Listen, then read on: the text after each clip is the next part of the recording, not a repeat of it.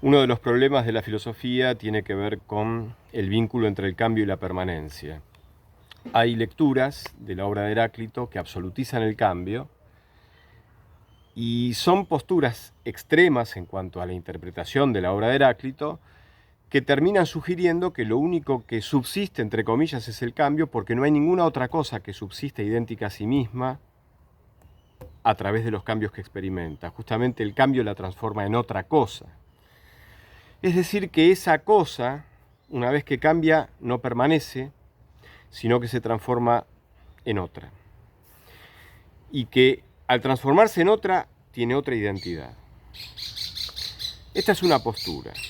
La otra postura sería la postura de Parménides, desde la cual el mismo concepto de ser se verifica plenamente en el ser que no cambia.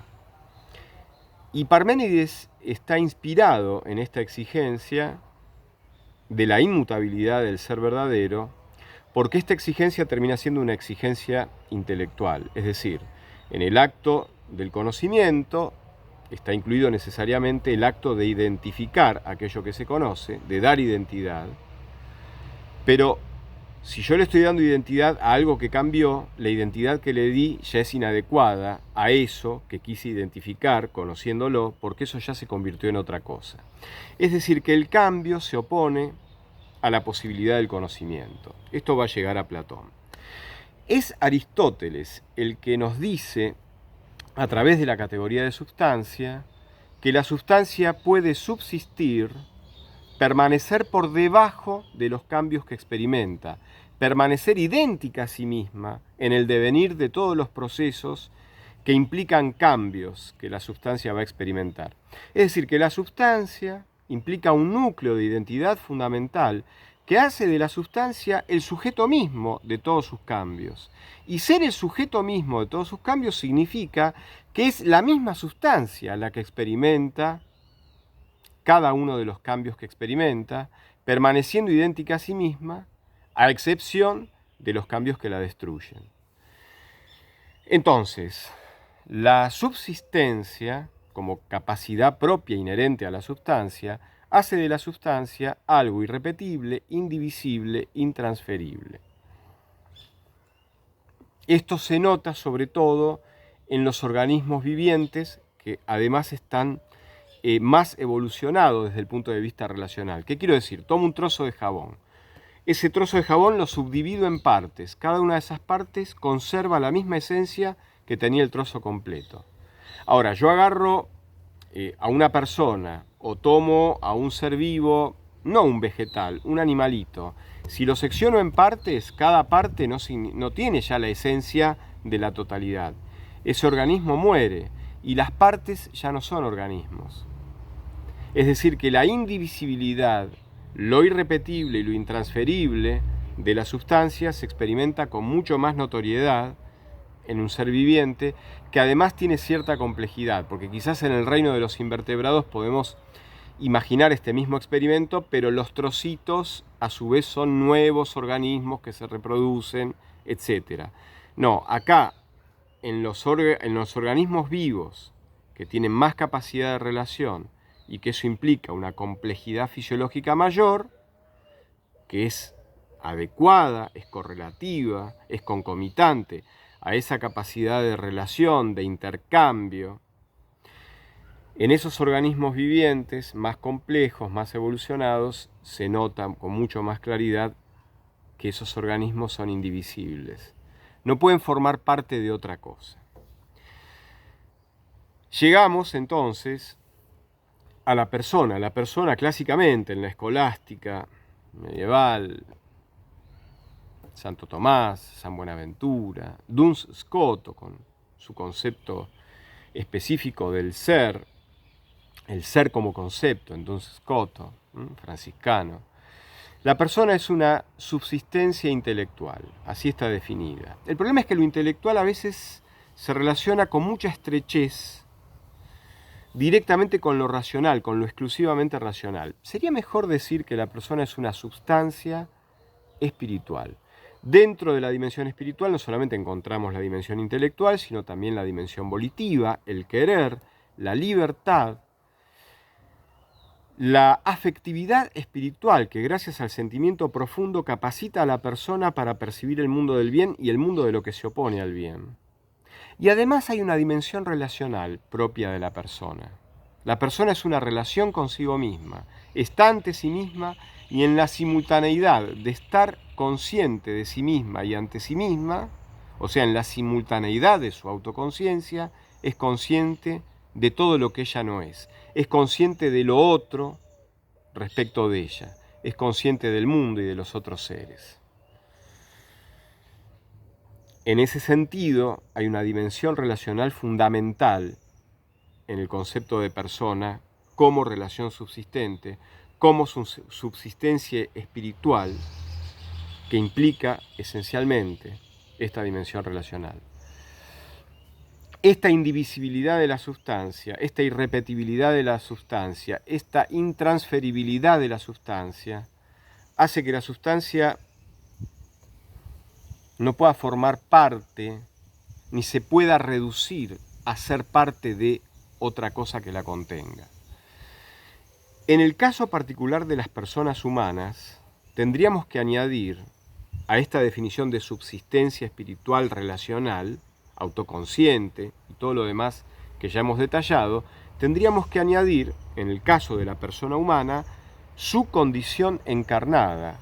El cuerpo de la persona humana le es esencial en tanto persona humana y es tan irrepetible como su alma, como su inteligencia, como su historia, como su biografía, como su acto de existir, en el cual se realiza, por un lado, la esencia universal humana que comparte con todas las personas humanas y la singularidad intransferible e irrepetible de su ser persona en tanto subsistencia espiritual y relacional.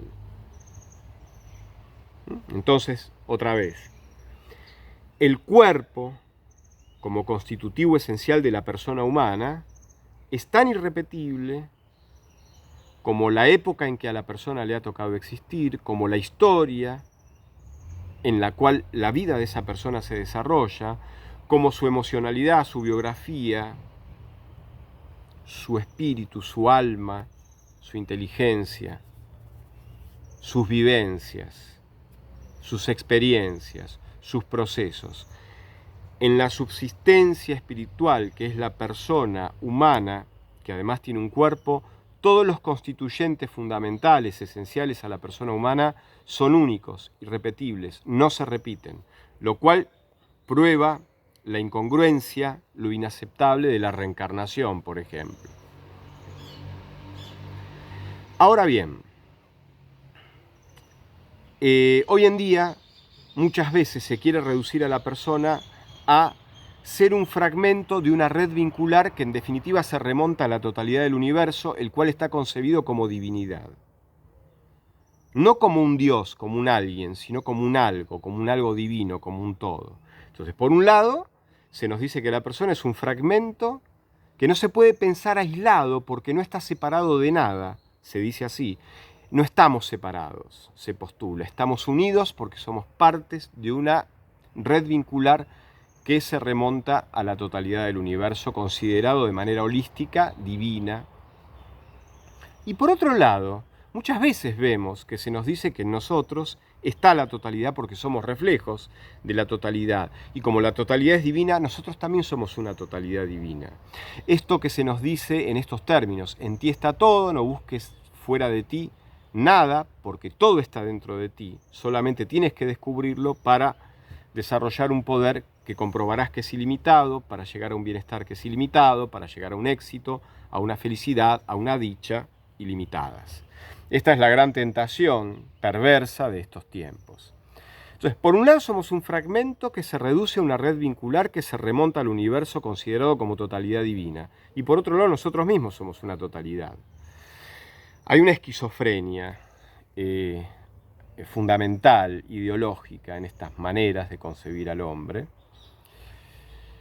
Entonces tenemos que decir que la persona ni es una totalidad, porque justamente la palabra persona del latín personare que en el derecho romano la palabra persona estaba refiriéndose a aquello que puede ser sujeto de derechos y obligaciones, pero que más atrás, en el teatro antiguo, en los orígenes del teatro griego, desde los cultos al dios Dionisos, la máscara, la persona es la máscara a través de la cual resuena la identidad del personaje, ocultando la máscara misma, la identidad del actor que interpreta ese personaje, y esa resonancia a través de la máscara está en implicancia necesaria con el público que interactúa con ese personaje.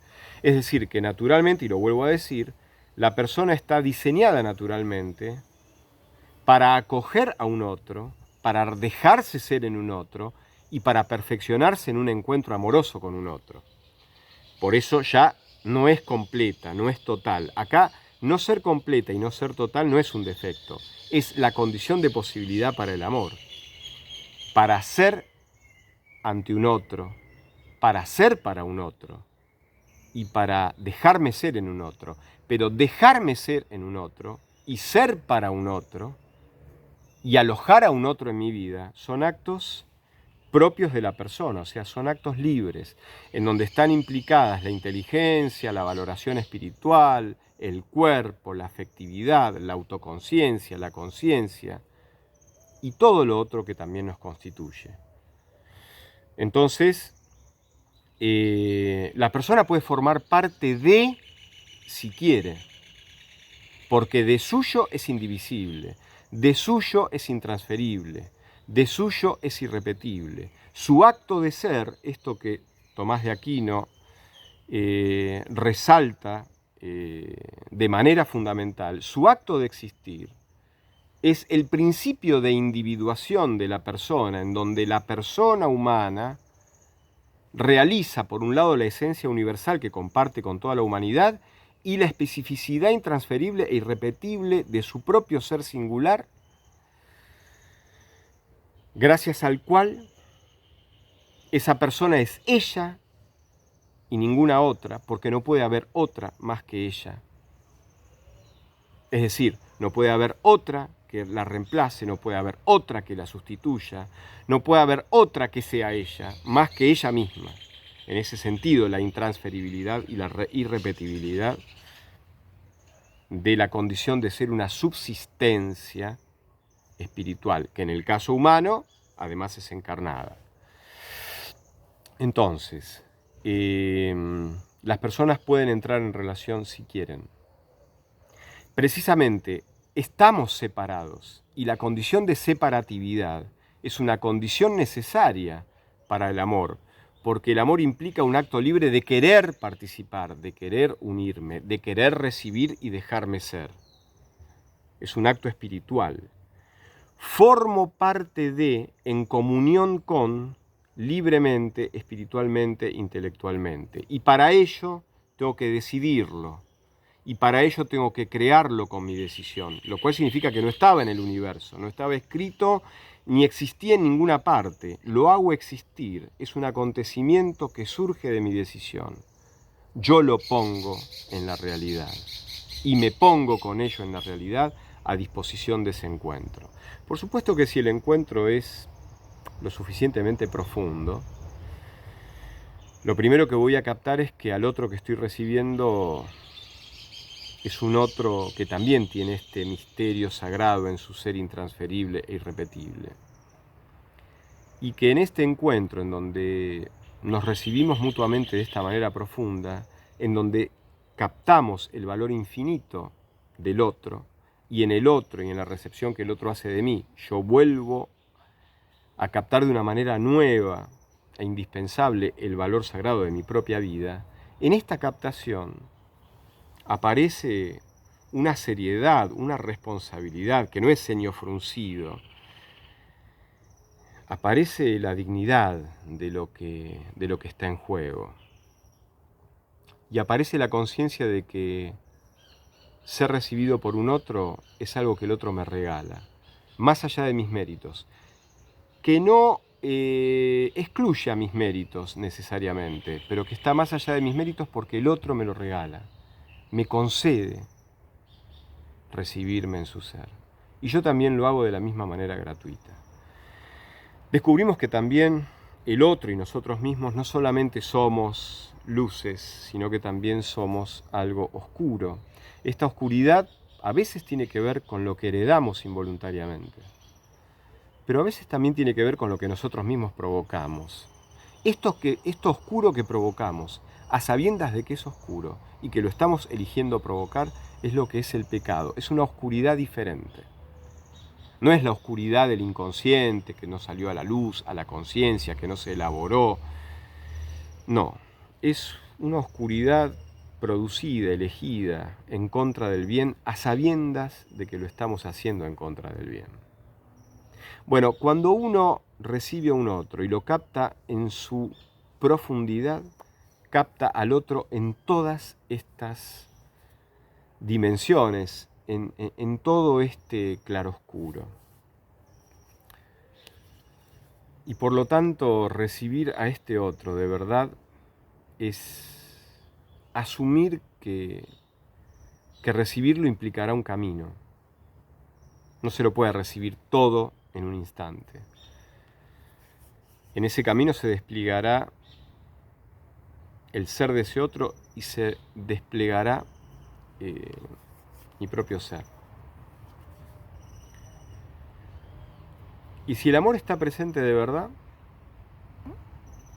se asumirá lo que se tenga que asumir. Es decir, que en el fondo el sentido fundamental de un encuentro amoroso es inaugurar un camino para la permanencia, no para la impermanencia.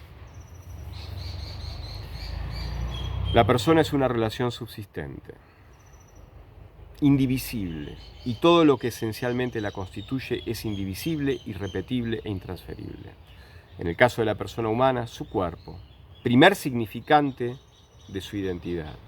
Una identidad que tiene que ser desarrollada y perfeccionada, articulándose con la dimensión psicológica, con la dimensión espiritual, a través del cuidado, el amor paterno, materno, la familia y un montón de otros factores. Esa identidad está dispuesta para desarrollarse, pero no está realizada plenamente.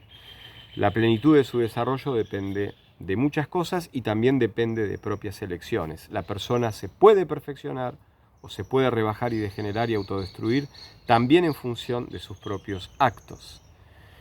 El acto perfecciona el acto fundamental de su ser en el cual se realiza lo humano de manera irrepetible, indivisible e intransferible.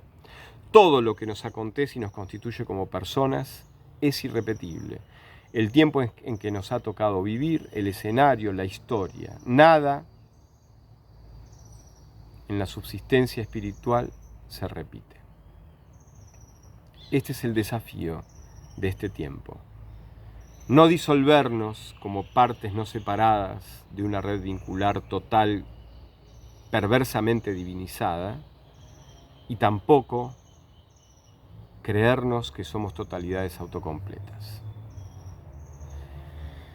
En este mar, como el mar de la vida, tempestuoso y maravilloso, se mueve el desafío de asumir nuestra condición de personas humanas, encarnadas.